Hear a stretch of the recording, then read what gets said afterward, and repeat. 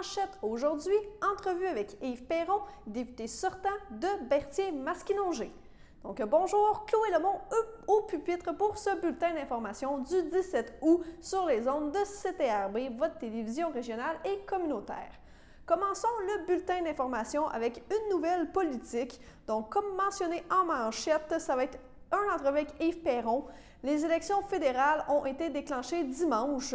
Nous avons donc rencontré Yves Perron, député sortant de Berthier-Masquinongé pour le Bloc québécois.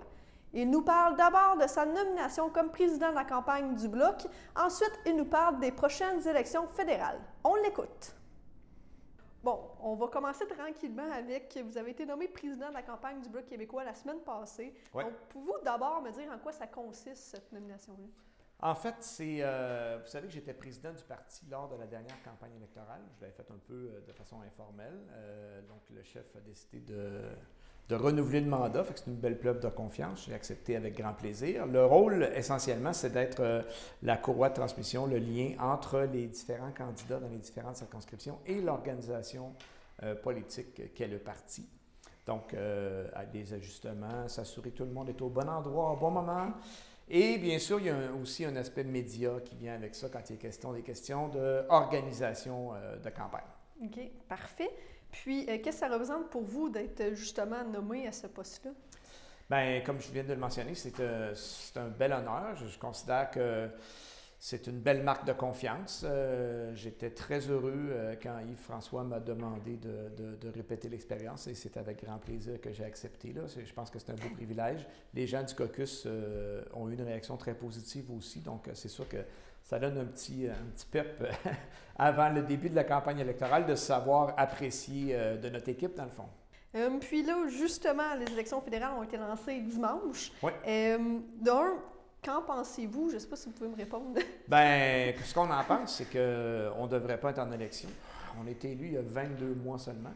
On est en pleine pandémie, en direction de la 4e vague. Même, je vous dis, en direction, on est pas mal dedans, selon les chiffres qu'on a. Ça augmente. Bien sûr, la population est vaccinée de façon plus adéquate qu'avant. Par contre, il y a beaucoup de gens qui sont encore non vaccinés ou qui ont encore seulement une seule dose.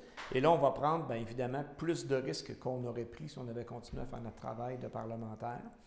Fait que nous, on a toujours décrié cette décision-là comme étant irresponsable et, dans le fond, vouée à satisfaire les intérêts personnels et les ambitions de M. Trudeau. Fait que on le déplore, puis on pense que, de toute façon, il va avoir à rendre compte à la population. J'invite la population à s'en souvenir dans 5 semaines. Si le monsieur n'était pas obligé de déclencher les élections, le Parlement fonctionnait très, très bien. Hein? On était en train on arrivait à faire des compromis. Vous savez que nous, on est quand même contents d'aller voir les gens dans la population. On aime ça, faire campagne électorale. On avait le goût de faire une campagne électorale. La question n'est pas là. Non, c'est ça. La question, c'est quoi qui est le mieux à faire? À chaque fois qu'on a une décision à prendre au Bloc québécois, le premier critère, c'est quel est l'intérêt commun? Est-ce que c'est juste de faire ça? Puis après ça, on regardera si ça peut être rentable pour nous autres. Voyez-vous la distinction? Alors que le Parti libéral, j'ai l'impression que, est-ce que ça peut être rentable pour nous autres? Là? Il rentre au premier rang. Mais ça, je le déplore amèrement. Voilà. Effectivement, puis je pense que c'était 51% des gens qui ne voulaient pas d'élection. En plus, il y a eu un sondage à ce niveau-là qui se sont pas fiés à ça. Si on fait un petit vox pop sur la rue, d'après moi, c'est plus que 51%. Les gens n'ont pas le goût. En plus, on va un peu nuire aux municipales. Je trouve ça dommage parce que la démocratie municipale, c'est une démocratie des plus importantes parce que c'est la démocratie de proximité. Et on se trouve à leur manger du temps de campagne. Quand nous, on va terminer, il va rester un mois. Puis est-ce que la population va être tannée d'être en élection? Ça se peut, donc un peu moins attentive. Tous ces facteurs-là, c'est sûr que ce n'est pas des arguments en faveur de tenir une campagne électorale maintenant. Demain, nous vous présenterons la suite de cette entrevue d'Yves Perron concernant toujours les élections fédérales. Restons du côté politique avec cette fois-ci une nouvelle de la ministre Caroline Proulx. Donc, députée de Berthier et ministre du Tourisme, Caroline Proulx a effectué hier un arrêt aux pluies à Berthierville, faisant halte au musée Gilles Villeneuve. Cet été, Mme Proulx effectue une tournée du comté visitant notamment les attractions touristiques de son comté. Mme Proulx a rencontré sur place le directeur général du musée, Alain Bellemeur, ainsi que le photographe Berthollet Gaétan Savignac, membre du conseil d'administration du musée depuis les tout débuts, photographe depuis plus de 70 ans et toujours passionné des Villeneuve. Une exposition mettant en vedette les photos de M. Savignac qui est présentement en cours au musée. Sur sa page Facebook, Mme Caroline Proulx mentionne « J'ai eu le plaisir de visiter le musée Gilles Villeneuve à Berthierville. Je remercie M. Alain Bellumeur, directeur général du musée, passionné de Gilles Villeneuve et de sa discipline, pour son accueil chaleureux. J'ai également fait la rencontre de M. Savignac, 91 ans, qui est photographe de la famille Villeneuve depuis plus de 70 ans et bénévole au musée depuis son ouverture. La ministre rappelle dans son mot cette exposition présentant ses meilleures images, exposition en cours au musée. Le directeur général du musée et la députée ministre ont profité de cette rencontre pour faire le point sur la saison actuelle, sur les impacts de la pandémie pour le musée qui, en temps normal, accueille de nombreux visiteurs provenant de l'étranger et sur les projets futurs de l'établissement. Passons maintenant à la pause.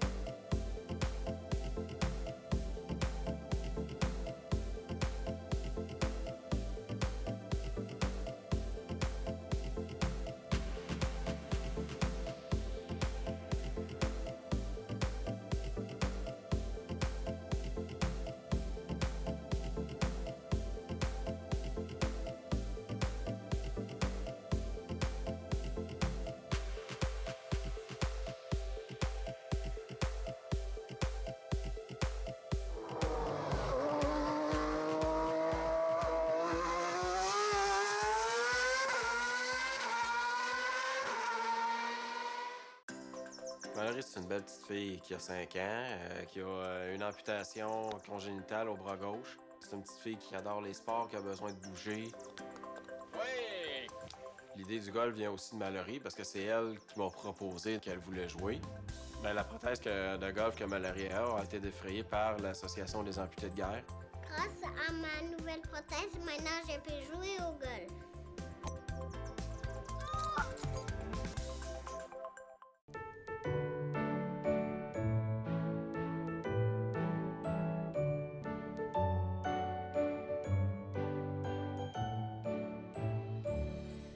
Pour les anniversaires, en ce 17 août, la FADOC de l'Édupas souhaite un joyeux anniversaire à Jean-Guy Goudreau, Jacques Gladu et Chantal Grégoire, tandis que le Centre d'action bénévole d'Autriche souhaite un joyeux anniversaire à Michel Picard. Si c'est votre anniversaire aujourd'hui, joyeux anniversaire à vous de toute l'équipe de CTRB. Allons maintenant du côté de Lavaltrie. Donc, cette fin de semaine avait lieu l'inauguration des jardins alliés de la maison Rosalie Cadron à Lavaltrie. Pour l'occasion, M. Yves Germain, préfet de la MRC d'Autrey, ainsi que M. Christian Goulet, maire de Lavaltrie, ont pris la parole. On les écoute. Chers élus, les partenaires, les invités, c'est grâce à l'aimable invitation de Mme Lemercier qu'il me fait plaisir aujourd'hui de participer à votre activité. On est tous fiers à la MRC de pouvoir compter sur un organisme tel que la Maison Rosalie Cadron et on vous en remercie. Son conseil d'administration et sa direction investissent beaucoup de temps et d'énergie afin d'offrir à la population un divertissement de qualité. La Maison Rosalie Cadron se distingue par la façon dont elle fait rayonner nos différents patrimoines, qu'ils soient architecturaux et vivants, mais aussi artistiques. Les jardins allés dévoilés aujourd'hui deviennent un complément extraordinaire pour les visiteurs de la maison. On parle d'un lieu attrayant et agréable où il fait bon se ressourcer, comme aujourd'hui, tout en profitant de bienfaits éducatifs. Félicitations aussi à Mme Marie-Odile Lebeau, ainsi qu'à tous les partenaires qui ont participé à cette initiative. De notre côté, les élus du Conseil de la MRC, nous nous réjouissons que le programme d'aide aux collectivités rurales ait pu contribuer à cette réalisation. Par contre, je dois également ajouter que l'attribution du soutien financier est aussi rendue possible par une entente liant la MRC au ministère des Affaires municipales. En terminant, je puis vous assurer que la MRC est enchantée par les idées et les actions mises de l'avant par la Maison Rosalie Cadron. Vous en êtes sincèrement remerciés. Alors, bonne fin de journée, bonne journée tout le monde et profitez du soleil. Merci beaucoup. Bonjour tout le monde. Oui, effectivement, ça fait vraiment plaisir d'être ici pour inaugurer les jardins de Rosalie Cadron. Je vous dirais que surtout en présentiel, mon Dieu que ça fait du bien de voir des gens. C'est incroyable. Sophie, On se répète souvent, mais c'est incroyable le travail que tu fais, toi, ton conseil d'administration, puis tous les bénévoles, pour à chaque année essayer de vous réinventer. C'est incroyable. Vous voulez dynamiser la maison Rosalie Cadron. Vous réussissez tout le temps, vraiment. Bravo à toi et ton équipe. C'est incroyable. Oui, oui. À tous les ans, il y a quelque chose de nouveau. Elle ressort des sentiers battus pour vraiment garder vivante la maison Rosalie Cadron, vraiment. On apprécie beaucoup. Artiste et agronome, je ne me trompe pas. De formation, mais je ne tiens pas mon adhésion. Il faut le dire. Madame Lebeau, J'en ai pas besoin. bravo, vraiment bravo pour vous, votre équipe. Vraiment beau travail, ça va être très beau et beaucoup de pérennité aussi dans ce genre de projet-là, c'est vraiment agréable.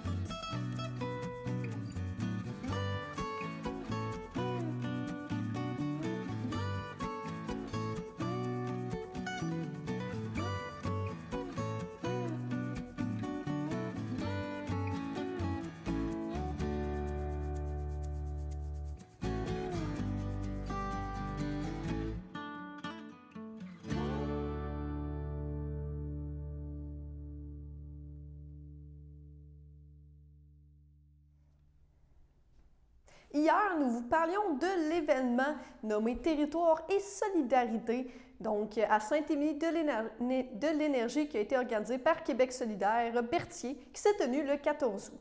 Voici donc un extrait avec, entre autres, Joe Bocan, qui vit dans la région de la Naudière. On écoute cet extrait.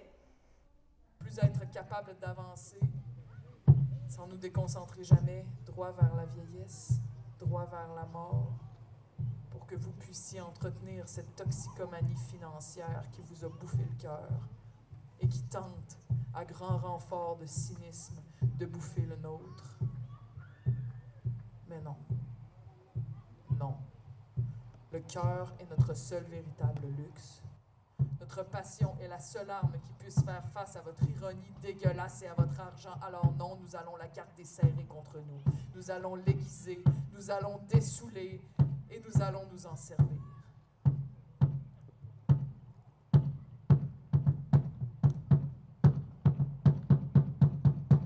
C'est quoi le plan? C'est quoi votre plan? Seront-ils nombreux à demander? Et nous leur répondrons ceci. Chut, relax, respire. Commence par sentir ça. Ne formule rien, pas d'action forcée. Sois patient. Écoute. Tu penses que ta boussole en dedans est détraquée, mais non. Elle n'a jamais cessé de chuchoter. Tout ce temps-là, elle te parlait tout bas, et pour l'entendre, c'est facile. Éteins les haut-parleurs, éteins les écrans, puis surtout, cesse toi-même d'émettre. Lève la tête. Le feu, les humains, les sourires, les chants. Écoute ce que ça fait quand ça arrive ici. C'est l'histoire d'une toute petite femme. Vaste forêt, gros bulldozer. Elle ne l'avait pas vu venir. L'amour aveuglait son empire. Ce sont les bruits forts du moteur battre son cœur. On se cacha, ferma les yeux, mais tous les arbres d'espoir si vieux tombaient comme on tombe de l'amour. C'est au procès qu'il déclara: c'est le soleil, je ne l'ai pas vu, mais tout le monde le savait. Il mentait, avait marché dessus. Laissez-nous vouloir encore, laissez-nous y croire plus fort, laissez-nous vouloir encore, laissez-nous rêver plus fort. C'est l'histoire d'une très brave femme, vaste bunker, gros bulldozer. Elle ne l'avait pas vu venir. La foi aveugle les empires. Ce sont les bruits forts du moteur qui soudain firent battre son cœur. Elle se leva, cria un peu, mais dans un élan désastreux, marcha sur elle et sur l'amour. Laissez-nous vouloir encore, laissez-nous y croire plus fort, laissez-nous vouloir encore, laissez-nous rêver plus fort. On a décroché de nos rêves, on a si peur des bulldozers. On ne sait jamais, tout peut changer, même l'horreur, même la beauté. Mais l'histoire d'une très brave jeunesse, vaste boulevard, gros bulldozer. L'histoire dira ce qu'elle voudra, jamais ils n'ont baissé les bras, se meurt comme on s'aime l'amour.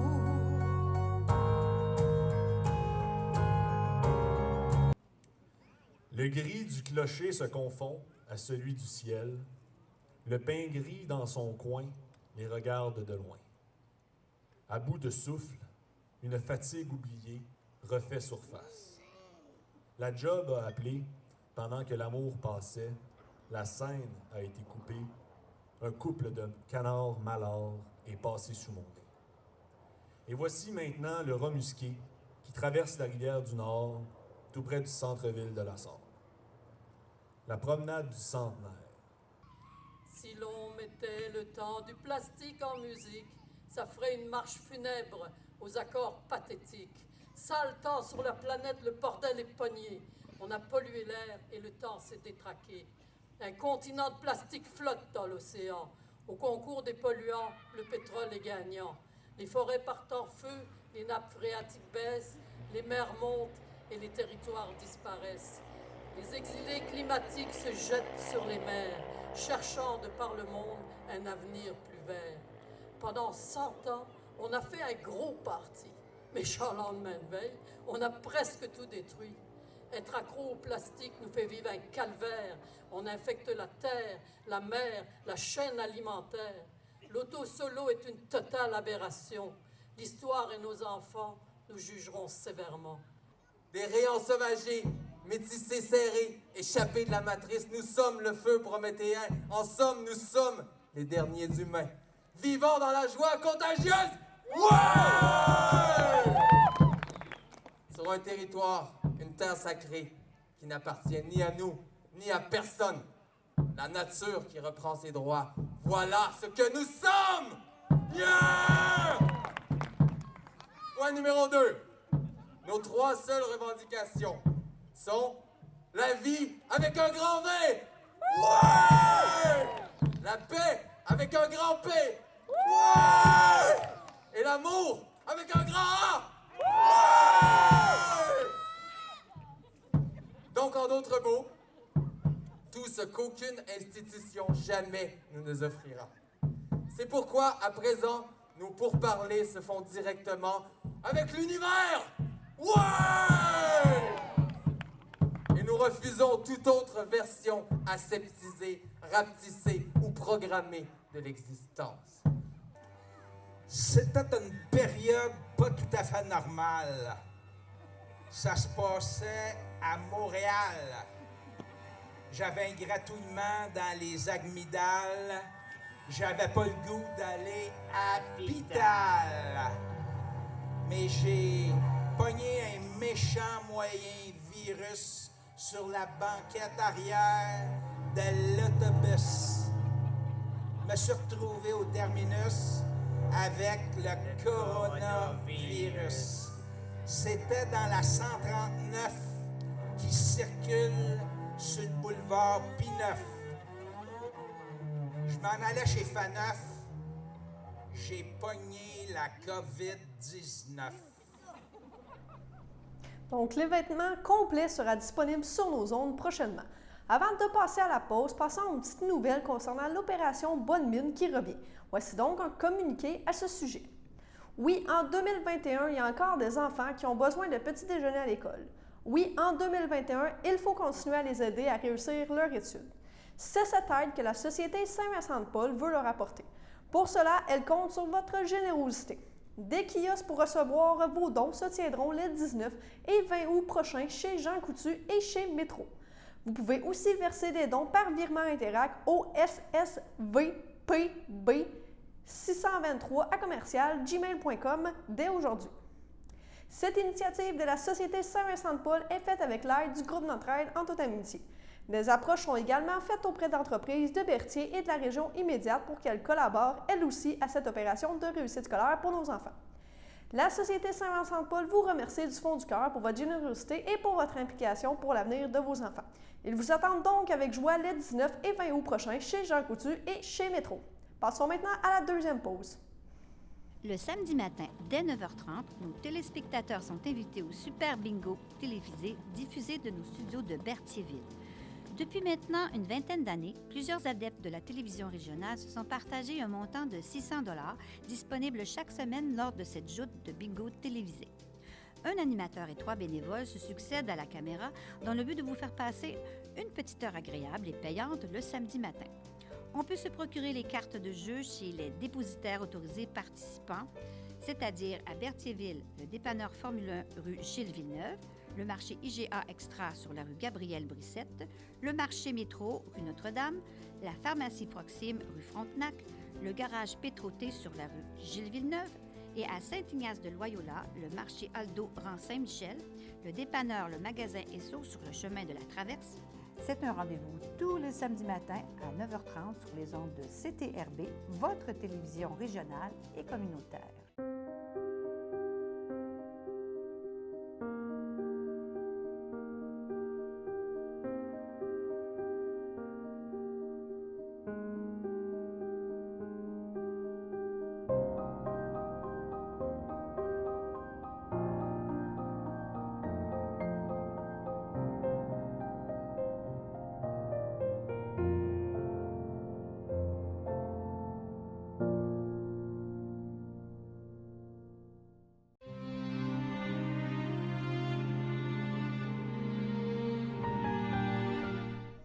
Au CHDL Saint-Charles-Borromée, le 12 août 2021, à l'âge de 93 ans, est décédée Mme Germaine Boucher, épouse de Jean-Marc Rondeau, demeurant à Berthierville.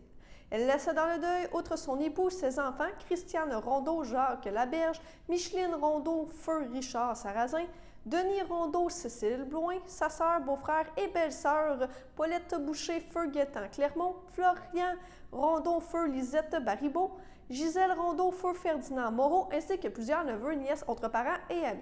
La famille vous accueillera le 21 août 2021 dès 13h au salon F. Thériault, Berthierville. Suivra une liturgie de la parole à 16h. Madame Germaine Boucher sera inhumée au cimetière de Berthierville. Accidentellement, le 10 août 2021, à l'âge de 86 ans, est décédé M. Robert de Grandpé, époux de Lise Lavallée, demeurant à Sainte-Geneviève de Berthier.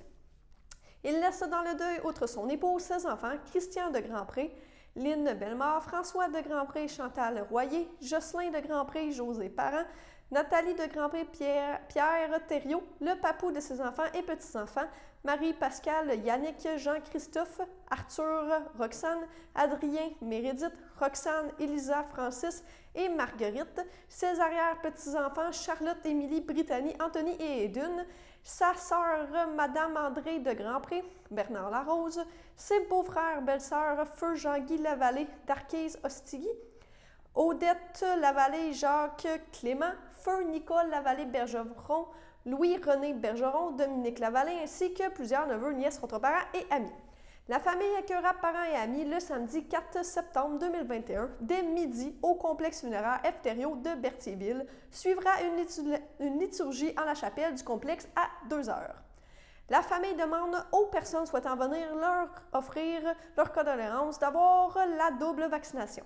À son domicile, le 29 mars 2021, à l'âge de 59 ans, est décédé Rénal Courchaine, conjoint de Jolène Saint-Martin, demeurant à la visitation de l'Édupat. Il laisse dans le deuil, outre sa conjointe, ses beaux-parents, Edmond Saint-Martin et Émilda Chevalier, ses sœurs, frères, belles-sœurs et beaux-frères, Paul Courchaine, Jocelyne Courchaine, Lise Courchaine, Jacinthe Courchaine, Jocelyn Richard, Laurent Courchaine, Marie-France Courchaine, Mario Courchaine, Leuze Julien, France Courchaine, Robert Roch, Nathalie Saint-Martin, Stéphane Parent, Karine Saint-Martin, Laurier Chaussé-Simard, Pierre Saint-Martin, ainsi que plusieurs neveux, nièces, autres parents et amis.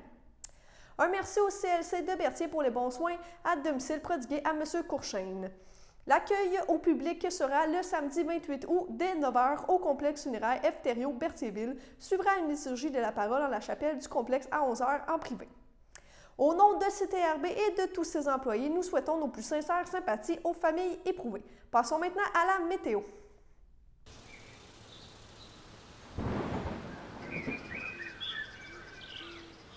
Donc, bonjour à toutes et à tous, ici Chloé Lemont pour la météo. Donc, la météo pour cet après-midi, c'est une température de 26, température ressentie de 32 avec de la pluie. Donc, environ moins de 1 mm avec 40 de probabilité. Ce soir, c'est 23, température ressentie de 28 avec encore une fois de la pluie. C'est environ 1 mm et encore une fois 40 de probabilité.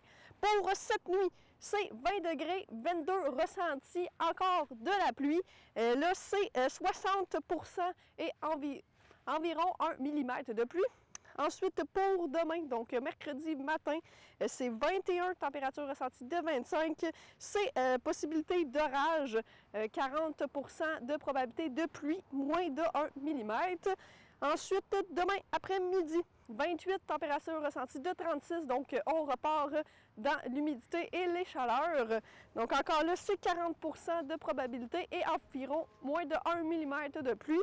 Et pour demain soir, c'est 25, température ressentie de 33 et encore possibilité d'orage. La qualité de l'air est bonne, les rayons UV sont modérés. Et si on regarde au niveau du pollen, le pollen est élevé, c'est encore une fois de l'herbe à poux. Donc, comme je l'ai mentionné dans les précédents météos, effectivement, on est pile dans le moment pour avoir le rhume des foins. Donc, merci, c'était complet pour votre météo. Donc, c'est complet pour votre bulletin d'information. Alors, bonne fin de journée, on se retrouve demain.